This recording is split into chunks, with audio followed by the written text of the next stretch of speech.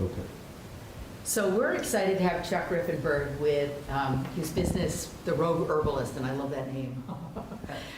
Rooted in Vermont has been doing this week-long collaborative with the Vermont Department of Libraries throughout the state and bringing various programs. It's a grassroots movement. And basically they're wanting to take kind of the trendy thing out of, you know, the whole local food.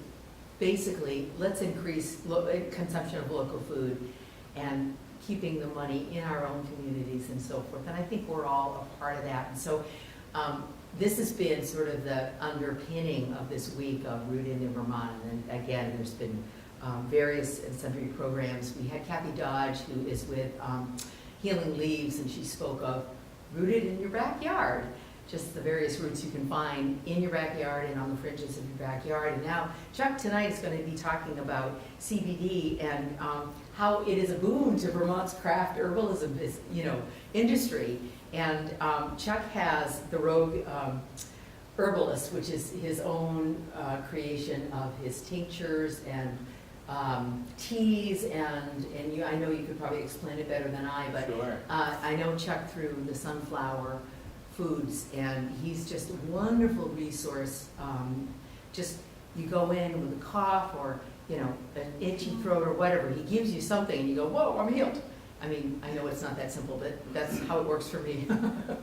So without further ado, I just want to turn it over to Chuck and have him share his experience with all of the herbs that he crafts, he wild crafts, and what he puts together. And we're so pleased to have you, Chuck. Thank you for coming. Yeah. Hey, thank you, Judy. Yeah, Yeah, you're it's welcome. great. Thank you guys for coming out too. This is nice. Sorry we don't have it up on the big screen, but I have a little screen for you. So That'll work. yeah. So just to speak on the point of local foods and local medicines is really key. It's been part of my whole philosophy for a long time is you want to be sourcing as much food and medicine as you can from the eco-region that you live in. You know, it's going to be more attuned to your own physiology. You think about people go and get local honey for the fact that the bees are pollinating flowers in their local area, so you're going to be more attuned to what's, the pollen that's in your air. So we do this with everything, really. If you think about, whether it's the beef that you get at the grocery or, should be as local as possible, should be as high quality as possible because that's your health. So to speak on CBD and hemp, I've been a fan of cannabis for a long time. It's, like one of the original medicinal plants that we all discovered when we were younger. How has the CBD hemp been a boon to craft herbalism in general? Just speaking about my business, I knew it was the time to finally kind of pull the trigger on this thing. I've been wanting to do this as a business proper for many years, but this was the time to do it because there's so much interest in cannabis in general now, and it's really affords us a good opportunity to kind of build bridges with people who might not otherwise know about plant medicine. They come into it, I work at the local health food store, the Sunflower Natural Foods. You guys all know me from there. Where's that? Right up the road here on 100. Yeah, right in Waterbury Center. Okay, Yeah, just past Ben & Jerry's on the right. okay, I didn't know it. So, but I'm the herbalist there for John and Pam, and yeah, that's how I came to know Judy, and that's why I'm here right now. Local herbal medicine is really important to me. So, you can see on the screen here, that's the hemp bitters in a nice background. Just to start off with the history of hemp, I like to talk about, this is a guy in 1910 in Michigan farming his hemp crops, so this is not a new crop by any means. This is part of American history. The Constitution was written on it. Henry Ford's hemp car, check that out. There's a lot of history to the plant. It goes back further than in the Americas, obviously. It goes back to China. Like I said, one of the original medicinal plants. For seed, for the fiber, for the flowers. It's really kind of funny that, people have kind of been asleep for the past 100 years around this issue and due to prohibition and all these things that have gone on. So we're just now kind of coming back to where we ought to be as far as incorporating cannabis and medicinal plants in general into our lives. Most people don't think of plants for medicine still, which is strange to me. But you can see on this picture, this is some patent remedies from the late 1800s and early 1900s. So a lot of people don't know that you could just 100 years ago, you could walk into any pharmacy and you could buy a product just like this. It's just a tincture of cannabis. In this case, of high CBD hemp grown in Irisburg. I'll talk about my buddy's business in a second, but primarily the difference, probably what they were taking back then was THC tincture as well. But that's what's kind of nice is we can specify our medicines and kind of tune them to what you want them to be. This is, yeah, quite a good medicine for reasons that I'll go into here.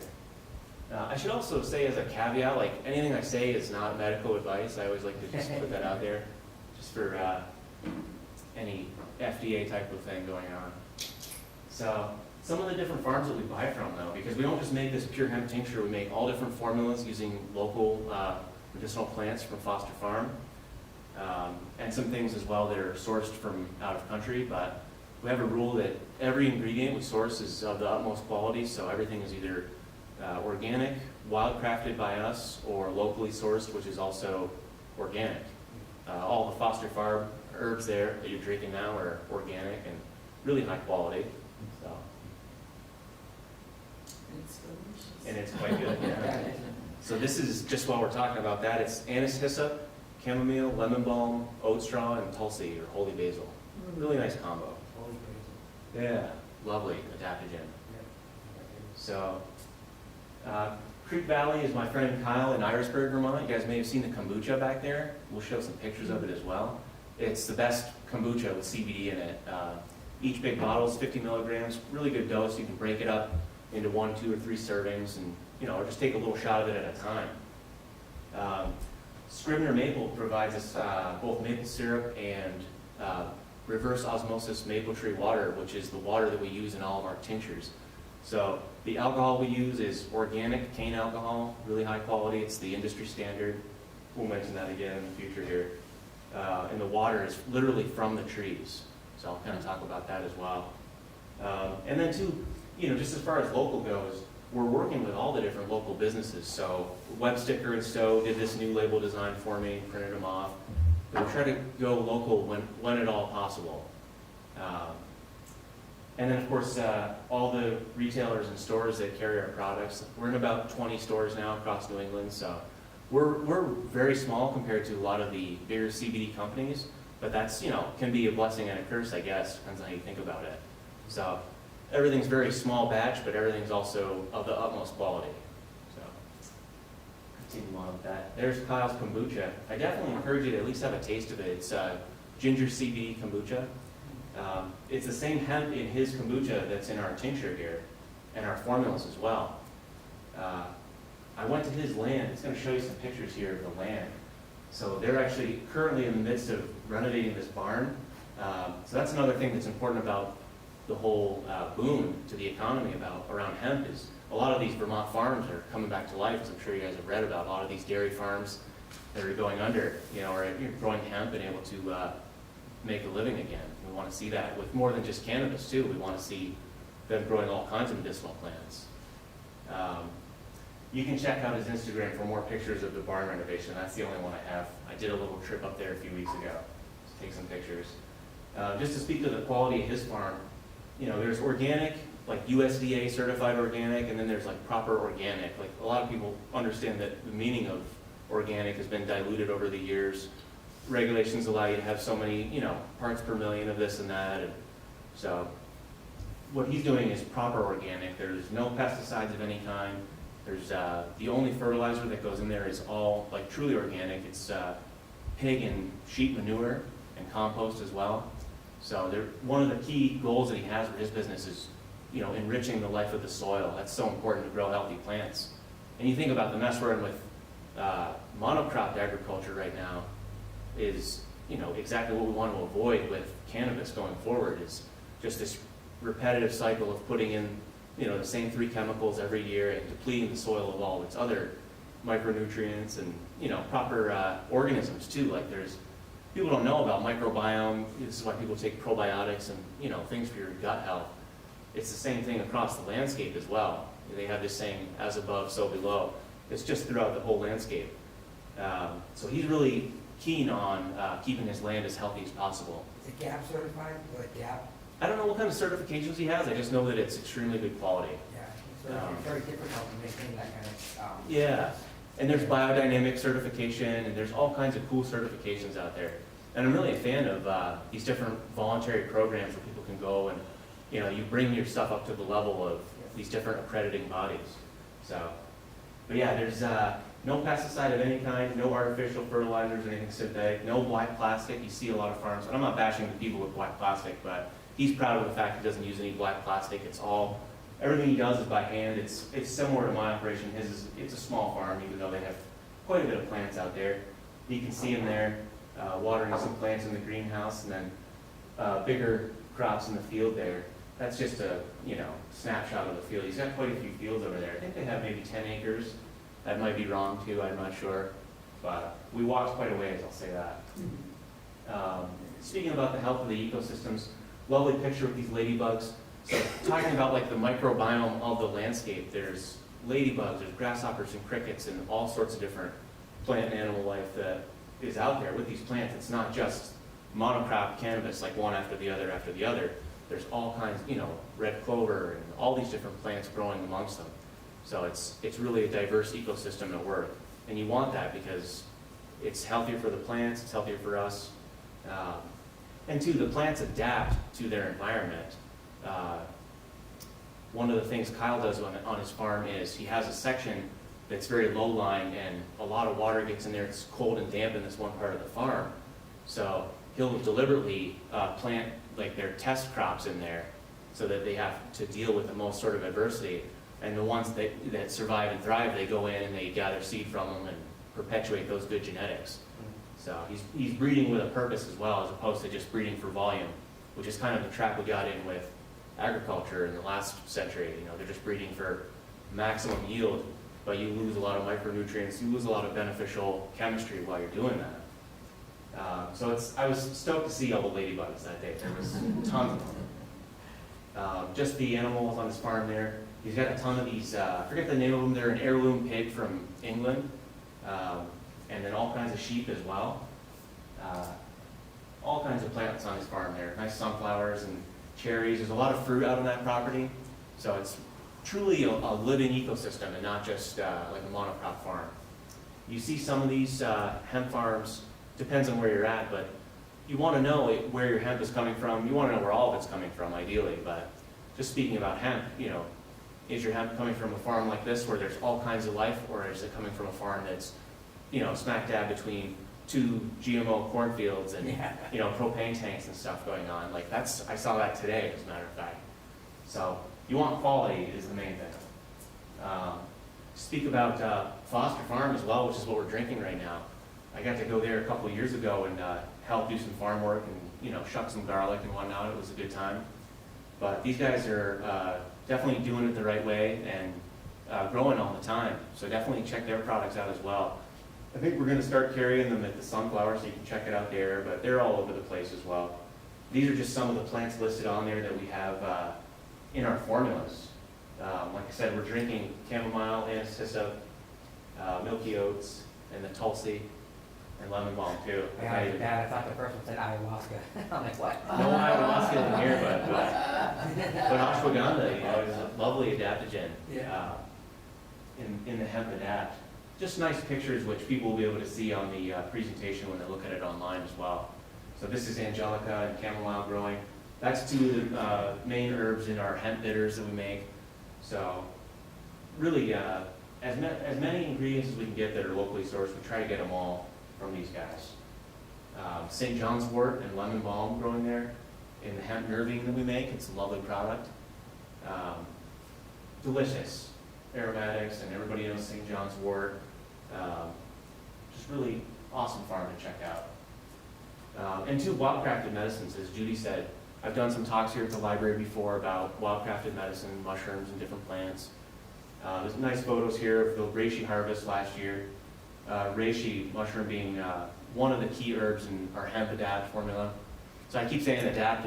I don't know if everybody knows this concept of an adaptogen. Basically, it's a class of plant that helps you become more resilient to stress. There's a whole literature on adaptogens. There's more stimulating ones and more calming ones. the reishi, it tends to be considered more calming, but you do find people that occasionally can be kind of, excited by it. Can be stimulating to some. So, there's a chaga mushroom. I'll speak briefly on chaga as well as a medicine, because people are concerned about over-harvesting of it. I have a rule when I go out, I only really take a piece that I'm able to just break off easily with my hand. And there's a reason for that too, is it doesn't reproduce like many other mushrooms do just by casting spores. So this black piece that's the actual medicinal part is a sterile conch. It's just, part that grows out of the tree that that we make into this formula here. But if you take the whole thing out, then it won't actually reproduce itself. That won't happen until the mushroom has basically consumed the entire tree and the tree's died. And then elsewhere on the tree, what's called a resupinate will grow out, and that's what casts the spores. So if you hack into the tree and you take the entire thing, it's not good because it won't be reproducing itself. So we want to be mindful of wildcrafted resources as well. You can get, like Paul Stamets on the West Coast is doing great work. If you guys haven't seen his stuff, he makes medicinal mushroom products. And they're actually cultivating the mycelium, the little white rootlets of the mushroom itself. And that's quite a sustainable way of doing it as well. But we make this because there are virtues to the fruiting body versus just, the mycelium. They're two different things. So we make this in small batch. It's just one of 4 mushrooms. We actually won an award on this product. It's 4 mushroom immune complex. Definitely check it out, please. Try to move it along too. There's me with chicken of the woods last year. That's a great edible culinary mushroom, but as well as medicinal properties as well. Another good tonic mushroom. A lot of these things that are like tonics and adaptogens are bordering on both food and medicine category.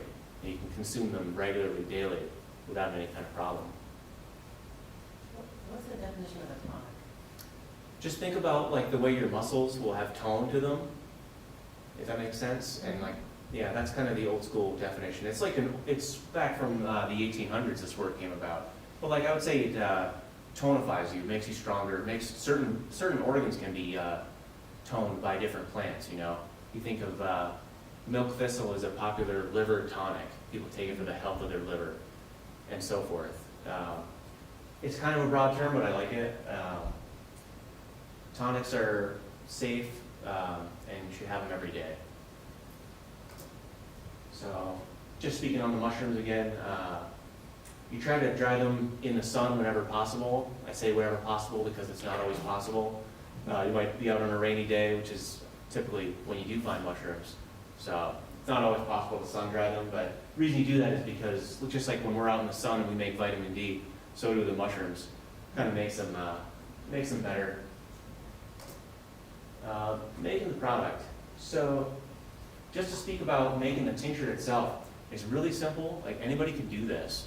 And hopefully people will be doing it more now that there's going to be such a glut of hemp on the market, and hopefully the price will be coming down. We're actively trying to make that happen as well. But this is really simply, it's 1 to 3, which means for 1 part hemp, there's 3 parts organic cane alcohol. So the ratio we use is 834 grams of ground cannabis to 2.5 liters, 2,500 milliliters of alcohol. And that fills a perfect batch jar, 1 gallon jar. That'll macerate in the alcohol for at least 2 weeks, and then we press it in the hydraulic press there, and it makes it, very strong, very good cannabis tincture. Do you dry out the? It's dried, yeah. Okay. Yeah. I have some great CBDs that I worked at the Dog River Farm for 4 years. And, Nice. so I know George, and he gave me some, and they're really great. But I want to make a tincture or something with them, and I have no idea. Like, do you dry them? Or You definitely want to dry when you're making a tincture. I suppose you could make it out of the fresh, but you would definitely be wanting to use the pure alcohol, 95% or higher, Yeah, exactly. because of the water content in the plant. But it's dry. You want it, yeah, we dry, it's dried and we grind it, and then it's tincture. Because too, you'll make a more potent medicine if it's dried. Yes. So, but it's not to say that the fresh doesn't have value as well, and I'll speak to that as well.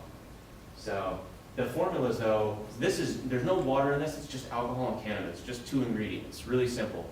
Anybody can do it. I encourage people to get mine because it's organic cane alcohol and really good cannabis, but I do encourage people to make their own products. More commonly, it's being put into oils. Yes, right. I'll speak to that too if you like, so. Let's see what happens just next though.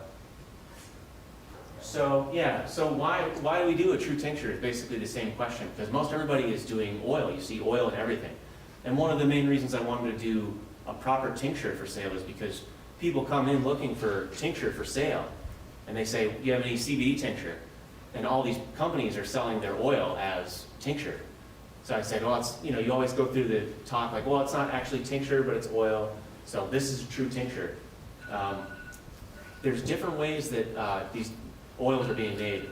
Most of the oil in the market, it seems, is CO2, supercritical CO2 extraction, which is basically high pressure CO2 becomes liquefied, and then it's run through all the plant material, and that yields really efficient extraction. The other way is to make a tincture, an ethanol preparation, and then it goes into a device that's called a Rotary Evaporator. Basically, it's basically just cooking it at a low temperature, but with the Rotary Evaporator, it keeps a constant temperature, and you're able to draw a vacuum on it so you can boil it at a lower temperature. It's essentially a piece of laboratory equipment that you can acquire and do that with. I wanted to do it at home. Yeah, you could build such a thing. I've been wanting to build my own, or you can just buy them on the internet too. Can you just more simply do it without that? You could, yeah. But here's the thing that I'll speak to is, the reason why we don't do that is, I don't know if you can see the chart very well. I show this chart to people all the time. But, so it's the range of cannabinoids that you're extracting through these different modes. And they talk about decarboxylation. Yeah, you know what that is. It's the heating of it. So when you heat it up, there's different cannabinoids here. This is CBDA, which in the living plant, it's all CBDA. It's in the acid form. It's, there's no CBD until it's heated. So this is basically a more kind of natural collection of cannabinoids. There's both the CBDA and CBD. They both have redeeming values, medicinal qualities to them. Let's see, I've got it here for you. This talks about all the use of the A. So just to speak to the A, and so CBD itself is crossing your blood-brain barrier. That kind of gives you, this sedative, anxiolytic, calming effect that people are looking for. And a lot of people do report back that they kind of feel like they get high from CBD. I think if you take a high enough dose, you'll definitely feel what they're talking about. And it's not a THC high, but it's its own kind of experience. That's one of the myths that surround CBD, is that it's not a psychoactive constituent. It actually is, just not in the same way that THC is. And that's not a problem either. Let's see. But CBDA is not able to cross the blood-brain barrier, so it stays systemic to the body and has an anti-inflammatory effect in that way. This next one should say, yeah, so there's research that you can go find that talks about it as a COX-2 inhibitor. It's the way a lot of our anti-inflammatory drugs work. I think when people come in looking for the kind of aches and pains of relief that they want of CBD, I think a CBDA product is a better choice, or something that's more balanced. There are companies that make products with both, or just CBDA. There's all kinds of stuff on the market that's available. But if you're looking for it for joint pain, CBDA is what you would want. And my friend here brought up, the raw plant itself. I think what we'll probably start to see in the future is a lot more juicing of the cannabis plant as well. There's such a huge amount of fresh plant material. I really think that these guys would be selling their fresh plants to these juiceries and places to make fresh cannabis juice out of, or just incorporating it into other juices as well. Kombucha is a great idea. Yeah, well, and the kombucha is with CBD, not CBDA, but you could still do that. You can really make whatever you want for products. So is there a way from the normal plant to get the CBDA? Either you consume it raw, or you would consume it in a tincture like this where there's no heat. Heating. Yeah, you could just Heating eat. gets rid of the A. Yeah, correct. Which is still okay, like Is that that's, the decarboxylation? yeah, that's exactly what that is. So most people want to get rid of the A. Well, yeah, I mean, some of them do. Why? Because the CBD itself gives you that more calming and anxiolytic effect, and the helpful A with is the sleep. anti-inflammatory. Yeah, and A is really more, and think about it like this too, is the molecules are very similarly structured. All the cannabinoids are similarly structured, so they're doing similar things in the body. If you read like, I don't like thinking of it in terms of what does this one do precisely, and what does this one do? They all kind of do similar things. Yeah, but that's why I am a proponent of more whole plant medicine, yeah. Truly, yeah, closer to nature, I would say. So this talks about it as an anti-inflammatory and also good research as an antiemetic. People that are dealing with chemotherapy or just nausea in general. There's a lot of gastrointestinal stuff out there now for numerous reasons. So here's another one on CBDA talking about it in being studied in breast cancer. You know, we can't make any claims about that, but you know, when people do have that question, I point them to the research. Like, it's not as if this research doesn't exist. You know, it still astounds me that people will comment on herbs and supplements, vitamins and things, and they say, oh, there's no research and that's not regulated. Like, that's not true at all. Like, it's very well researched and there's actually quite a bit of regulation around them. So we try to point people to the research. This piece here talks about the synergy of all the constituents. So this is what would be considered a crude extract. Like, you've just made it very simply in alcohol. It's a crude extract. And people will try to act as if these highly refined oils are a superior product to a crude extract, when in fact, herbal medicine shows us otherwise, you know. There's plenty of examples of other plants where they'll remove a constituent and they're just testing, you know, one standardized constituent, and it will not work as well as if the whole plant were administered, because all these different chemicals in the plants are working together. Like, they have a purpose to be there, and there's a synergy that takes place amongst them. Let's see. And I'll just, before we talk about the RO water, just on that note, it's not to, I don't want to trash synthetics or standardized products either, because I do believe they all have value, and I do believe they're all therapeutic, or they have their own specific application. But if you were to put a gun to my head, I would say that I think a crude extract closer to nature is a superior medicine. You know, just my personal point of view and philosophy, but I think that we have the evidence to show that as well. And two, because you know, people can do this themselves, and it connects you to your community. You're able to go to your local herbalist and farmer and see the plants and, you know, have a connection with them, as opposed to if you're buying product from the other side of the country or the world for that matter, you have no connection there, and there's all different factors that go into that. You can't account for the quality of the product and, you know, the energy that it took to ship it to here and all these type of things. So Yeah, not supporting local. exactly the point of the whole thing, right? Absolutely. So this other piece is really cool. We use in all of our tincture formulas. So this is the only one with no water in it. Everything else has some water in it as well as alcohol. We use reverse osmosis maple tree water. So they've taken the maple sap and, let's see if I have a picture. Yeah, they've taken sap, put it in the RO. Basically, the reason they do that is because it cuts down on boiling time, and you can save the amount of wood you have to boil. But then you have all this extra maple tree water, which forever people were just, you know, washing their floors with it. They didn't use it for anything. Just now we're starting to see these companies come out with beverages, sparkling maple water, and, you know, different creations with the maple tree water. And Tommy, my business partner, who's not able to make it tonight, but this is from his family's maple operation in Duxbury.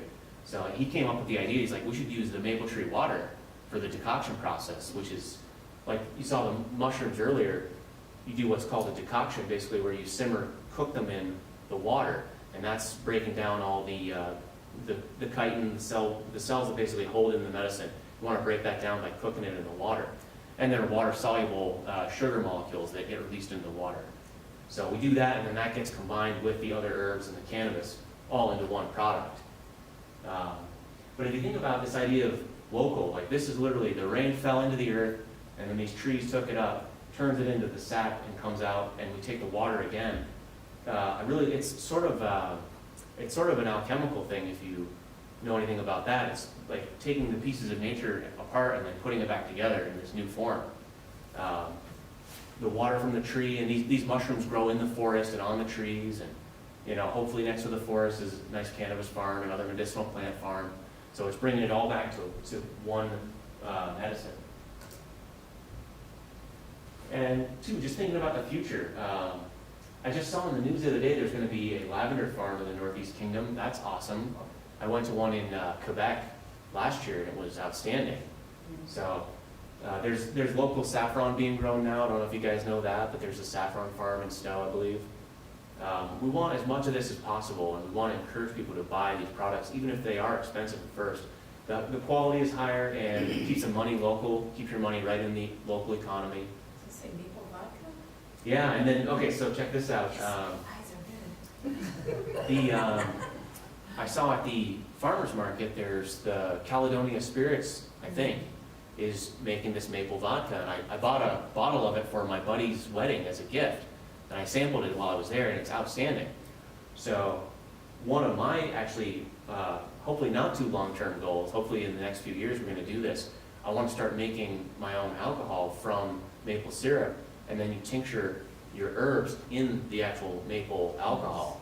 And then every single ingredient is right from here, as close as you can get to this, because right now the only ingredient that we source that's, at least for these formulas, this series of formulas, is right from Vermont. The only thing that's not is the alcohol, which comes from the West Coast, because we're buying in bulk, bulk cane sugared alcohol, organic. It's kind of difficult, but you can't get any more organic than the maple trees. That's almost like a wild crafted alcohol. Yeah. Like we use the wild crafted water there. And I want to have my own apothecary and herb school as well. So that's, when you support local, like you're supporting projects like this that better the community as well, instead of sending money to Colorado, California, or whoever. Not to say you can't do that, because there are tons of good products from all these places, but it speaks to the importance of local. I wanted to go out on this note and kind of talk about the past and the future. This is an article about this company, Librede Incorporated, receiving a patent for CBDA, manufactured from yeast though, so it's a synthetic cannabinoid, even if it's made in a natural process, but it's non-hemp CBDA. This company as well, Source Naturals, makes a CBD that's not from hemp at all. It's manufactured in a laboratory from orange peel and some sort of pine tree, but it's not real CBD in my opinion, because it's molecularly the same, but it's not from the plant itself. It's been, crafted. So it's not. Synergy is lost. Correct, exactly, dude. And we don't want to lose the synergy. The synergy is the most important thing. But just to speak to the past and the future, if you read any of the history on how Big Pharma came in and took over the industry of medicine and pushed out herbalists and chiropractors and anybody who practiced any other form of medicine than allopathy, that's been 100 years we've been at this, Right. and it's a losing strategy. So going forward in the new millennia here, we need to think about where we're going to head. We can either kind of do what our ancestors did, or we can continue on with the same failed strategy, which they say is the definition of insanity. So. Yeah, but I have high hopes for the future. I keep spreading this message of, synergistic and holistic plant medicine. And yeah, that's it. Chuck, it's Yeah. been great. I love how you present, and I just want to give a shout out to Chuck. He's, like I said in the beginning, many times I'll go in and say, hey, Chuck, what was the latest some congestion? And you turn me on to Campaign. Campaign. Got it. And I'm like, oh, miracle. It's like all of a sudden it just, Sure. And, I know you sell the digestive bitters, and I've done that when I've had stomach upset, and it's like, to me, it's like a miracle, because it's like, I just took a dropper of something, and, and again, it's the real source is what you're saying. It's unadulterated, and Yeah. the power is in the medicine. Yeah, and it works better than if you were to just take one of those chemicals out of that plant. Right. It might be helpful if you did that, but it's going to work better if you've got the whole range of chemistry in there. Right. You know, people, you know, they act like you have to go through this whole refining process and like, oh, primarily I guess is the main reason is that they want to make a product that's going to taste nice. They don't want, and you guys can sample this if you haven't already tasted it, but it tastes like cannabis. Like that's the only flavor you taste. But you want to taste that. You want to taste all the chemistry in the plant. You want to taste the bitter and the pungent flavors that are, and that is a sign of pungency and high quality medicine. If you take an oil and it has no taste to it, how effective is it really going to be? Yeah. It might even test in the thing that it's very high in CBD or whatever molecule you're after, but without that accompanying chemistry, you know, it's not doing what it needs to be doing in the human body. What's the difference between white rice and having a brown whole grain rice? Sure. You can have the white processed piece of crap rice, or you can eat the real deal. Yeah, that's where all the nutrients are. That's a great analogy. You know how I like to liken it to is if you look back at the cannabinoid profile, like CBD is just one note on a keyboard, you know, it's just one note as opposed to the whole plant, which is like a whole symphony at work, you know, it's all the different chemistry being played, you know, and in the manner that nature put it there too. It's really something. Please. What about eating a few leaves in a salad? It's a great idea. Is it better or is some process being left out that is necessary? I mean, you're not going to get as potent of a dose of medicine if you took something like that has been concentrated, if you're just eating it, but it's good to eat a few leaves every day, you know, it is kind of resinous, like you said, but. Maybe you could make a salad dressing with oil. Yeah, right. Something more That's a like great that. idea. That's better than just eating a couple of these. You're not gonna get much. I saw a meme that was so good, and I tried to find it for this, but it's basically, it's talking about how back when we saw the old guy there growing hemp in 1910, people were feeding their pigs and animals the leftover hemp, you know, and then the animals are benefiting from that as well. They've got their mammals like we are, they have the endocannabinoid system as well. So, and then that translates into the meat and milk that people were eating as well. So there was, you know, cannabinoids in the food chain, but that's been removed in the past 100 years. So that's, I think, a great point about how people are walking around in such a state of inflammation. You know? So Chuck, to speak to the endocannabinoids that are in our system, Yeah. if you would. Yeah. So they talk about endocannabinoid Yeah. system. It's basically, it's a regulating system in the human body. Actually, there's cannabinoids in breast milk. There's different phytocannabinoids, plant-based cannabinoids, in plants other than cannabis too. Echinacea and prickly ash, these different ones. People are making formulas now that are other plants than cannabis because everyone's still got this taboo around cannabis, or they don't want THC or what have you. So they make a formula that's kind of acting on the same receptors, but it's not CBD. It's like that Source Naturals one in a way. But it's still, at least they're using whole plants for that. But basically, how does it work as far, like the simple explanation that I like best is there's, all your neurons are firing constantly, you know, and there's chemical, electrical energy being exchanged. When you're constantly in a state of inflammation, your body is just pumping out pro-inflammatory chemicals, cytokines and all these different things, prostaglandins.